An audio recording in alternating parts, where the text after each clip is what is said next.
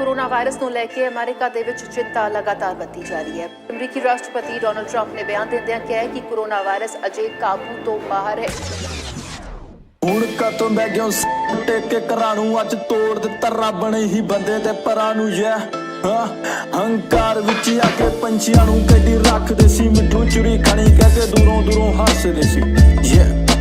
ਹੱਸਦੇ ਨੇ ਤੁਹਾਡੇ ਉੱਤੇ ਉਹ ਅੱਜ ਬੇਜ਼ੁਬਾਨ ਜਿਨ੍ਹਾਂ ਨਾਲ ਜਿਵੇਂ ਕੀਤੀ ਹੋਣੀ ਅੱਜ ਤੁਹਾਡੇ ਨਾਲ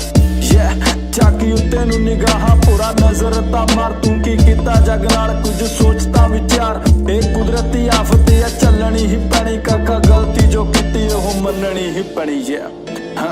ਕਾਕਾ ਗਲਤੀ ਜੋ ਕੀਤੀ ਉਹ ਮੰਨਣੀ ਹੀ ਪੈਣੀ ਕਾਕਾ ਗਲਤੀ ਜੋ ਕੀਤੀ ਉਹ ਮੰਨਣੀ ਹੀ ਪੈਣੀ ਇਹ ਆਪਣੇ ਹੀ ਪਾਪ ਜਿਹੜੇ ਸਾਡੇ ਅੱਗੇ ਆ ਬੰਦਾ ਬੰਦੇ ਕੋਲੋਂ ਡਰੇ ਚਾਹੇ ਆਪਣੇ ਪਰ ਤੁਸੀਂ ਮੇਰੇ ਨਾਲੋਂ ਵੱਧ ਉਹ ਸਿਆਣੇ ਕੀ ਸਿਖਾਵਾਂ ਜਿਹੜੇ ਹਲੇ ਵੀ ਨਹੀਂ ਸਮਝੇ ਉਹਨਾਂ ਦੇ ਮਤ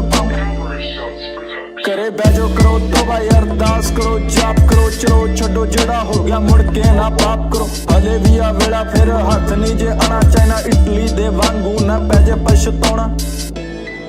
ऐसा कोई नहीं और रोग जिदी बने ना दवा रख रब उत्ते आस बस देखी जा ऐस साल हजे होर होनी है तबाही मिठिया ऐस साल दे रहने आपां सारे ही गवा आपां सारे ही गवा आपां सारे ही गवा ऐस साल दे रहने आपां सारे ही गवा।